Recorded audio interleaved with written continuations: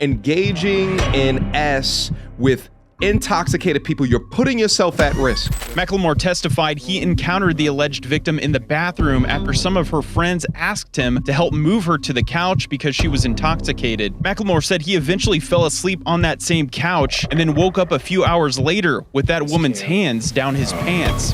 Fathering me. The story that we're getting ready to get into right now is absolutely insane, and you probably have not heard of it, especially because the news in regards to it dropped last week. Last week's news cycle was actually insane, especially with the Diddy trial and all the backlash to it. It took up most of the airwaves, but we're going to double back and go over this particular court case as well as this ruling. All right, so former NBA player Ben McLemore found guilty of R-ing, sentenced this past Wednesday. And in case you are unfamiliar with the young brother, here goes a picture of him right here. And it says right here that he was drafted in 2013 after coming from the University of Kansas. And he played for the Sacramento Kings. He also played for the Trailblazers, the Grizzlies, the Rockets, and the Lakers. Now, he testified on the stand, and there's so many lessons to be learned. Let's go through that video right now. I want to add my thoughts to it. Was there any point along the way that you thought Former Trailblazer Ben McLemore took the stand in his defense on Thursday, telling his version of what happened at a house party where he was accused of raping a woman after a night of drinking. McLemore says the evening began with bowling before team members met at Robert Covington's Lake Oswego home for cards and drinking. But I was just, just being there and just enjoying the night and just, having that time with my teammates and stuff. McLemore testified he encountered the alleged victim in the bathroom after some of her friends asked him to help move her to the couch because she was intoxicated. McLemore said he eventually fell asleep on that same couch and then woke up a few hours later with that woman's hands down his pants. Fathering me and basically rousing me. So that's what pretty much woke me up. Again, I'm in deep sleep. That's when McLemore... All right, so what do we know? All right, he was playing for the Portland Trailblazers, and his case is being tried in the state of Oregon. The alleged incident took place back in 2021, and the trial was now in 2025. They showed pictures of the young lady earlier in the night, doubled over, vomiting, absolutely intoxicated. She went to sleep on the couch, the same couch that he was on the sleep of.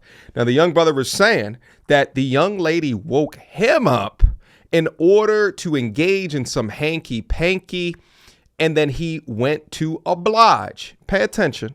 Says he began having sex with a woman, an encounter he describes as consensual. She didn't show no signs of distress or discomfort. It didn't, give me no signs at all or alertness of that.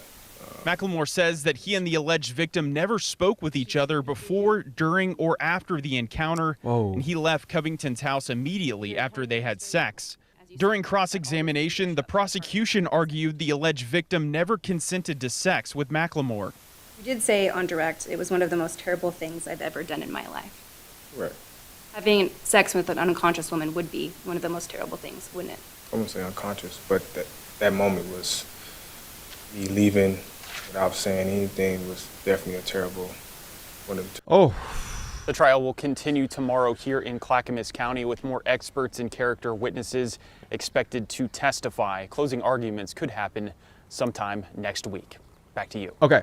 Was there any point? Let me pause it right here. So a verdict has already been ran, and we're going to go through that verdict here in a quick second. But the first thing that I thought about was all of the backlash with the Diddy case, right? And all of these organizations, these S-Assault associations came out, and they were just saying, Diddy's case and the result of that, or the outcome of his case, will set back women's rights all of these years, decades, what have you. But what they fail to understand is that, I guess, number one, that Diddy was overcharged. But two, for every Diddy, there's hundreds of Ben McLemores. Now, before I go over my comments, I will say I wasn't sitting in the courtroom. I wasn't listening to everything. I'm just looking at a news clip. But I've seen this happen so many damn times. And it is within an understanding that you can have a young lady that is intoxicated.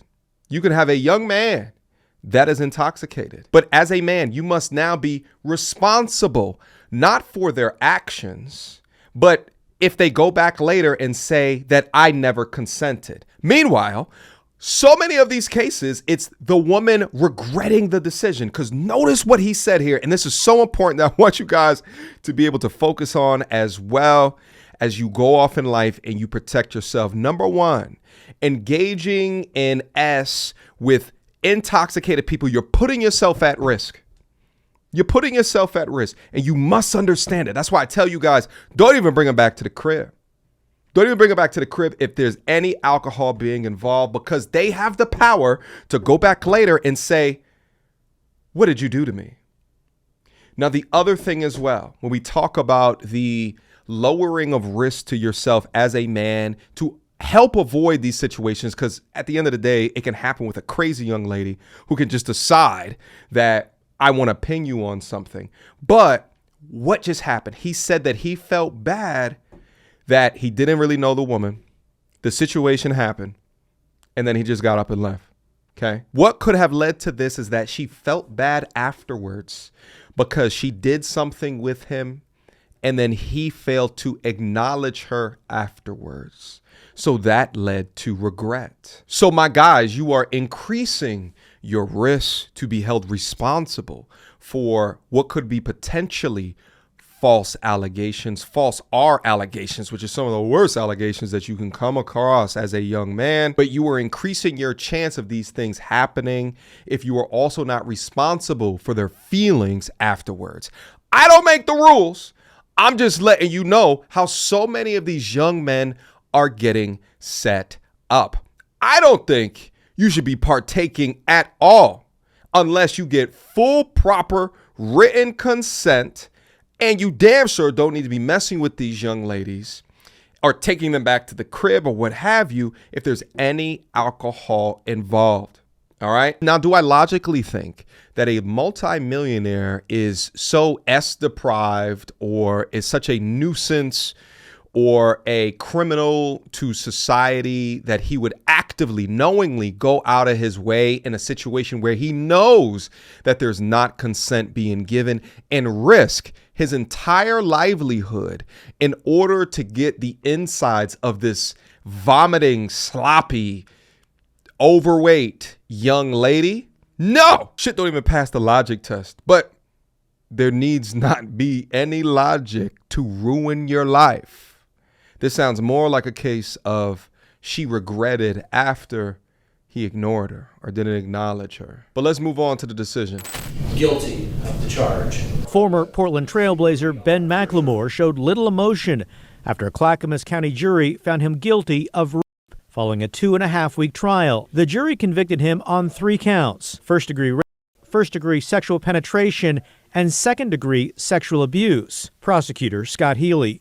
You just don't do something like this to somebody and get away with it. I don't care who you are. Prosecutors say McLemore raped a 21-year-old woman at a party in October of 2021. The assault happened at the Lake Oswego home of McLemore's then teammate Robert Covington. During trial, the woman testified she was incapacitated after a night of heavy drinking and unable to consent. McLemore admitted he'd been drinking as well, but testified the sex was consensual. She didn't show no signs of distress or discomfort, and didn't, give me no signs at all. The prosecutor described the victim as brave for coming forward, reporting the crime, and then following the long road to justice. Crime victims don't often report these cases, even when celebrities not involved. So she was very brave to do that. She followed through. She stuck with this. And, I think she's in a much better place now, and she can start the emotional healing process because she is very emotionally traumatized by what happened to her. Yeah, I think, I think her name should be released. I think the public as well as the defendant should have much more information into the content of her character. I think that, whether or not she's tried or attempted this before, if there's any criminal record, right? I think all of that stuff. Why do they keep it private? Why? They say it's to potentially protect the person that is coming out. But when you have a case where it's alcohol involved on both sides and both parties, and it's he said versus what she said. I think that all information should be out on the table and not that there is a system that can hide that person and that the alleged victims can't just hide behind their accusations. We've seen false accusations happen time and time and time and time and damn time again. Whether it's from a public figure perspective or private citizen, most men know of a man that has been accused of some shit like this before. That is a fact. But in cases with these athletes, I don't know why they move so sloppily.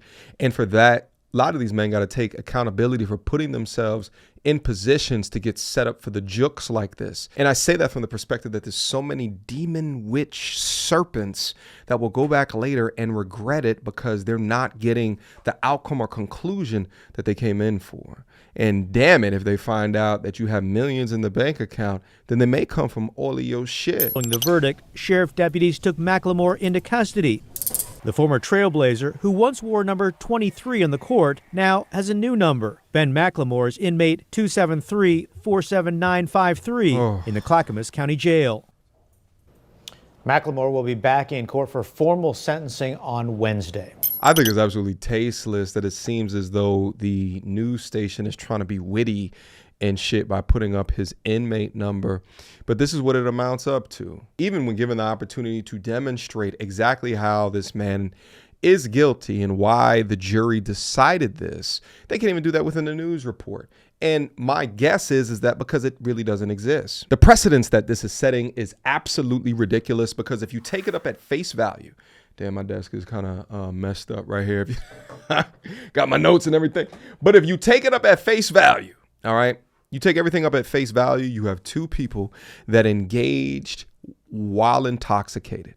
Okay, there is yet to be a case where a man came back later and said that he regretted it and filed against the woman. So because that precedent has not been set, or it just has never happened, my G's, you must do everything in your power to over-ensure consent and knowing how they're treating women that ingest a little bit of alcohol as if they are not to be held responsible for their actions whatsoever should absolutely frighten you. This is like saying you drive drunk and you hit somebody, ended that person's life. But because you were drunk, you are not to be held responsible for the decision that inevitably led to someone losing their life. Once alcohol is involved, when it comes to men, in a S situation, you will be found guilty until proven innocent. The court of public opinion may find you guilty before you have your day in court. And even after you have your date in court, the state might find you guilty because of the optics on that situation, because of the jury that was selected, or because of the judge that might be biased in nature. Protect yourself at all time, my G's. I'm going to end this content right here. But guys, drop your questions, comments, concerns down in the comment box down below. What did you learn from this right here? Have you encountered any of these different situations? And what have you done in order to go above and beyond and protect yourself so that these things will not happen to you? And guys, send this out to everybody, even the MTRs that watch this, the young, lovely ladies that watch this content. Send this out to your nephews, send this out to your brothers, your sons, because the men need to know. They need to know what is happening to men out there and how they need to protect themselves before they end up like Ben. All right, until next time, peace. She belongs to the street. Girl, don't hold my hand. You a mattress actress on the OnlyFans. Get your money, girl, but damn, how is that your only plan? What you gonna do when you get too old to strip and dance? Get up out your echo chamber screaming period and yes. You a low down dirty woman if you try to get knocked up.